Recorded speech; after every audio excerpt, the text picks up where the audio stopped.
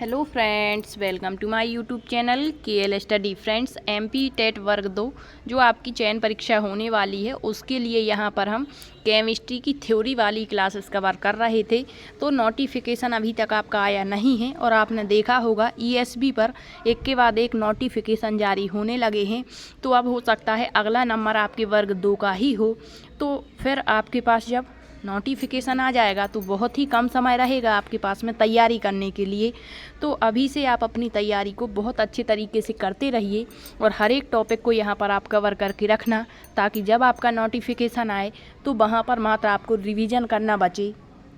क्योंकि आपका जो मेन सब्जेक्ट है उसके जो आपके टॉपिक्स होते हैं वो यही के यही रहने वाले हैं। आप देखना 95% आपका जो सिलेबस होगा वो पूरा का पूरा पात्रता परीक्षा के सिलेबस को ही फॉलो करेगा। ठीक है, तो यहाँ पर आज का जो हमारा टॉपिक रहेगा उसमें हम आपका एक केमिस्ट्री का बहुत ही इम्पोर्टेंट टॉपिक है भौतिक एवं रासायनिक परिवर्तन, फिजिकल एंड केमिकल चेंजेस। ठीक है, यहाँ से क्वेश्चन पूछा जाता है। जैसे आपसे ऑप्शन में पूछेगा कौन सा एक रासायनिक परिवर्तन का उदाहरण है। अब ऑप्शन में दिया होगा लोहे में जंग लगना, दूध से दही का बनना, इस तरीके से ऑप्शन देगा। या फिर एक क्वेश्चन ऐसे बन जाता है, यहाँ से कहेगा लोहे में जंग लगना एक उदाहरण है, कैसा उदाहरण है। ठीक है, या लोहे में जंग लगना कैसा परिवर्तन है, भौतिक है या रासायनिक है। तो आपको यहाँ से एक क्वेश्चन बिल्कुल आता ही है, हर बार पूछा जाता है। तो बहुत ही इम्पोर्टेंट चैप्टर रहेगा और आपके इससे पहले जितने भी आपकी पात्रता परीक्षा के सिलेबस में टॉपिक दिए गए हैं सारे कवर करवा चुके हैं। बहुत ही डिटेल के साथ में आपको सारी चीज़ें बताई हुई हैं। आप सारे लेक्चर देख सकते हैं। ये अभी तक का हमारा लेक्चर 42 रहेगा। इससे पहले 41 लेक्चर हो चुके हैं और जिसमें बहुत ही डीप में आपको सारी चीज़ें कवर करवाई हुई हैं। ठीक है, तो बायोलॉजी और केमिस्ट्री की आपकी अलग अलग हमने प्लेलिस्ट भी बना दी है, आप वहाँ पर देख सकते हैं। ठीक है, तो यहाँ पर आज जो है आपका टॉपिक रहेगा भौतिक और रासायनिक परिवर्तन। आइए आज के टॉपिक को हम स्टार्ट करेंगे।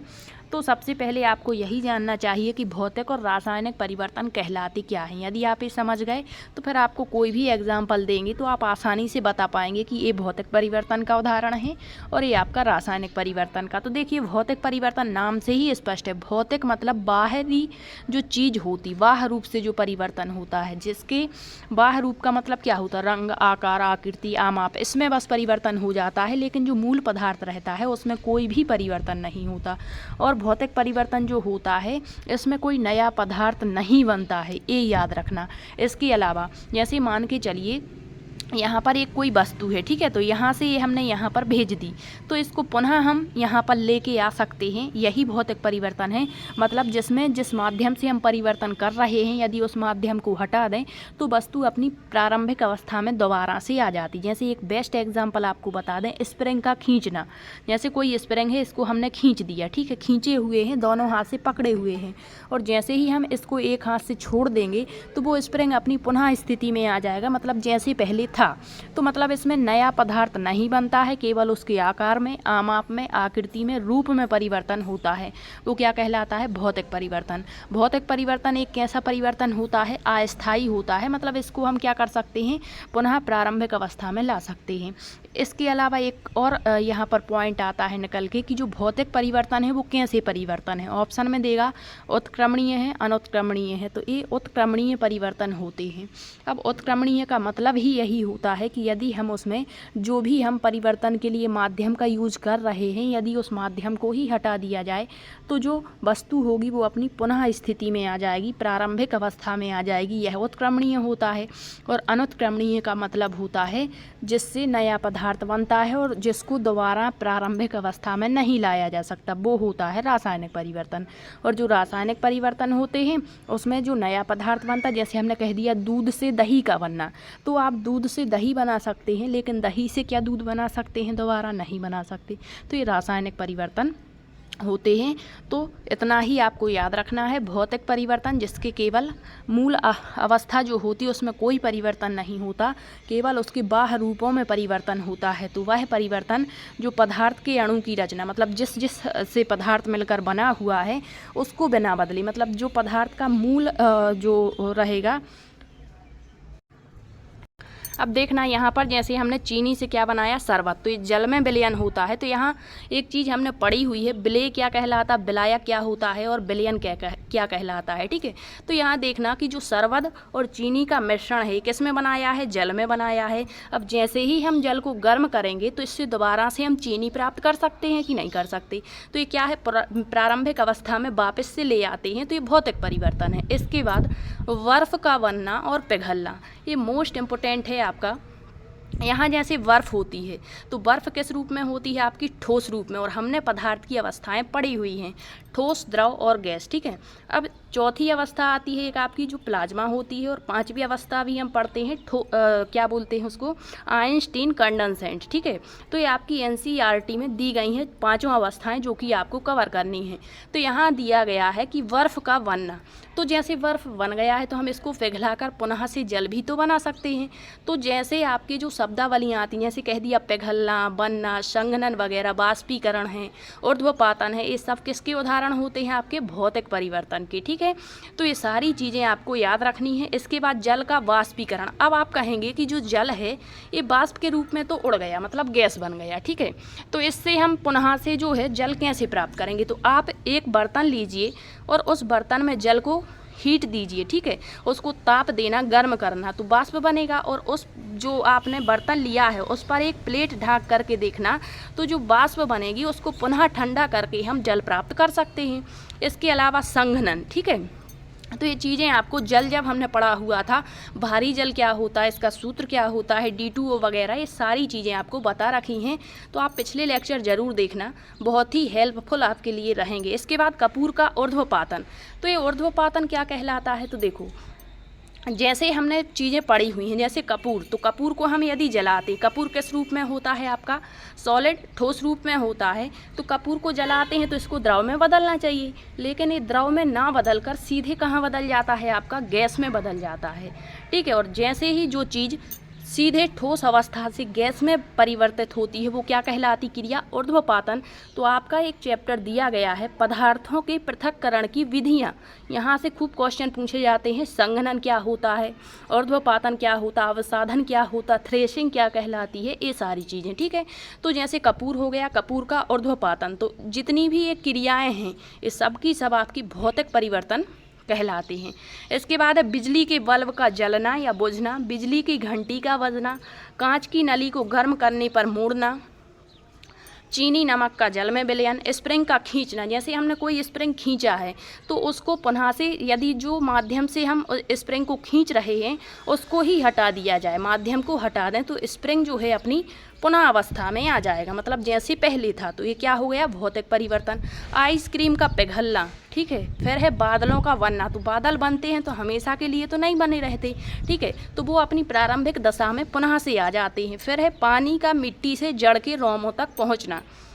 फिर है जल का वाष्प में परिवर्तित होना, गर्म करने पर धातु का विस्तार होना, ठंडा करने पर पिघली हुई धातु का ठोसीकरण, ओस का निर्माण। अब यहाँ देखना, ये जो कुछ पॉइंट दिए गए हैं ये कीवर्ड मान के चलना, ये सब के सब आपके जो फिजिकल चेंजेस होते हैं इसके लिए हेल्पफुल हैं। सबसे पहले देखिए, किसी चीज़ का टूटना क्या है, एक भौतिक परिवर्तन। जैसे हमने कह दिया कांच का टूटना किसका उदाहरण है, तो आपके भौतिक परिवर्तन। किसी चीज़ का गर्म होना, उससे क्या होगा, गर्म होगा तो वाष्प बनेगी, और वाष्प को ठंडा करेंगे तो पुनः से वही चीज़ प्राप्त हो जाएगी।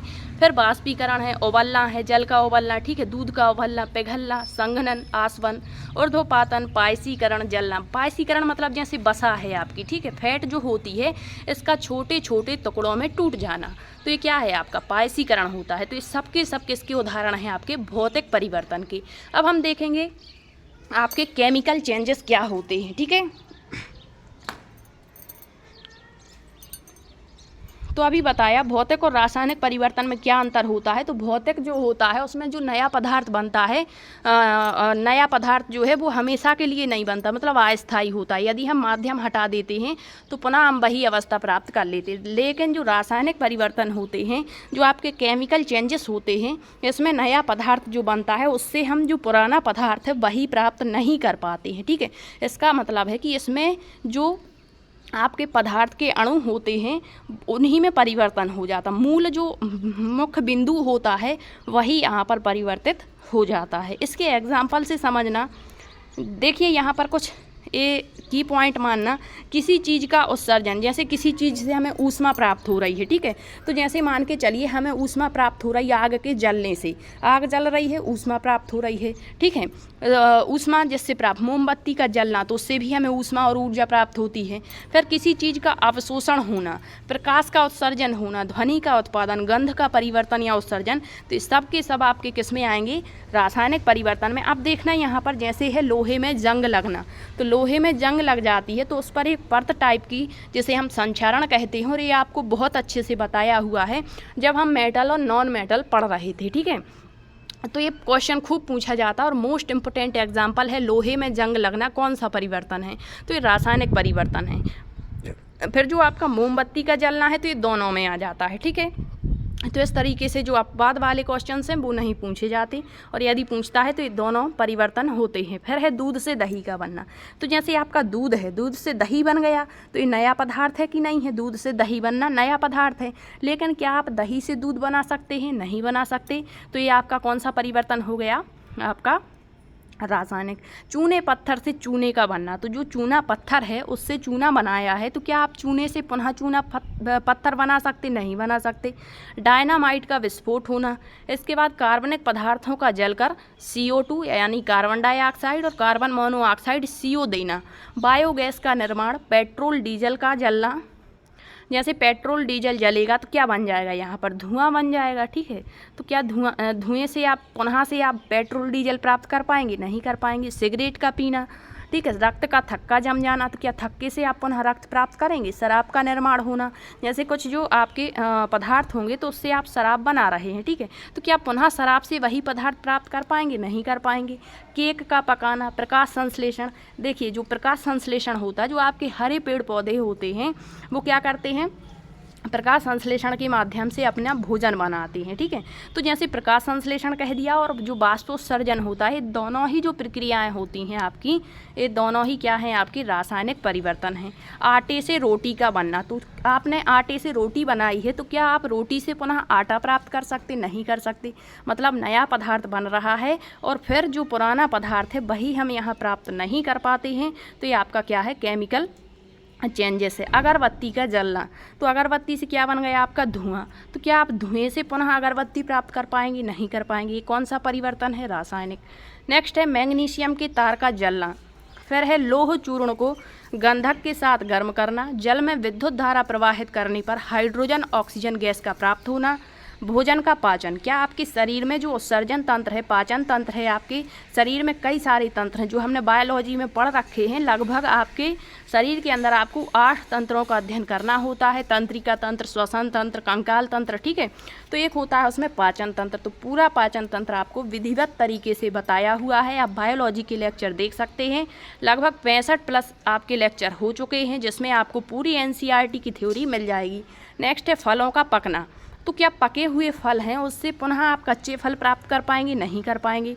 फटाके फोड़ना, तो क्या आप फटाके जो फोड़ दिए हैं, जला दिए हैं, उससे पुनः फटाके प्राप्त कर पाएंगे, नहीं। तो ये सब के सब कैसे परिवर्तन होते हैं, आपके रासायनिक परिवर्तन होते। आई होप आप यहाँ पर रासायनिक और भौतिक परिवर्तन अच्छे से समझ पाए होंगे।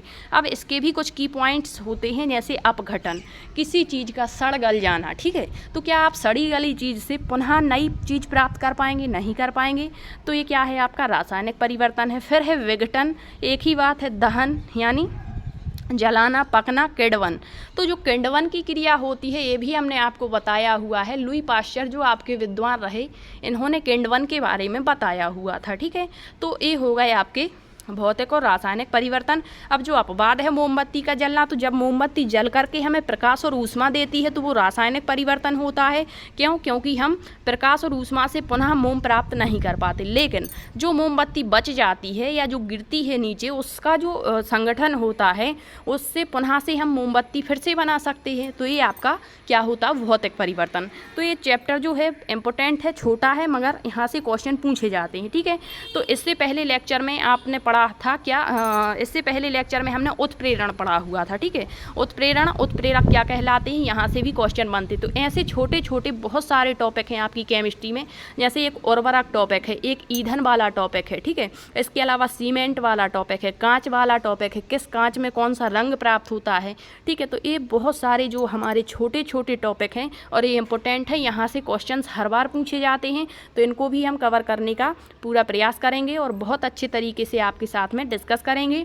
और आपका जो नोटिफिकेशन है वो आपका हो सकता है 2 से 3 दिन के अंदर आ जाए और फिर आपके पास में बहुत ही कम समय बचेगा और आपका पूरा जो डाउट बना हुआ है सारी चीज़ें वहाँ क्लियर हो जाएंगी नोटिफिकेशन आने के बाद। तो फिर आपके पास में मात्र रिवीजन के लिए टाइम बचेगा। तो हो सकता है जो टॉपिक आज आप पढ़ रहे हैं इसके लिए दोबारा से समय ना मिले, तो अभी से इनको अच्छे से कवर करने का प्रयास करना। आपके पास जो भी नोट्स हैं, जो भी आपके पास बुक्स हैं, जो टॉपिक यहाँ हम कवर करते हैं उसको और खोजने का प्रयास करिए, क्वेश्चन लगाइए, किस तरीके से क्वेश्चंस पूछे जाते हैं, इससे आपकी चीज़ें और अच्छी तरीके से क्लियर हो पाएंगी। ठीक है, यदि आपका कहीं पर भी कोई भी डाउट बनता है तो आप कमेंट्स के माध्यम से पूछ सकते हैं। और यदि आपको क्लास पसंद आई हो तो आप शेयर भी ज़रूर करिए वीडियो को। मिलते हैं अगले सेशन में, तब तक के लिए सभी का बहुत बहुत धन्यवाद।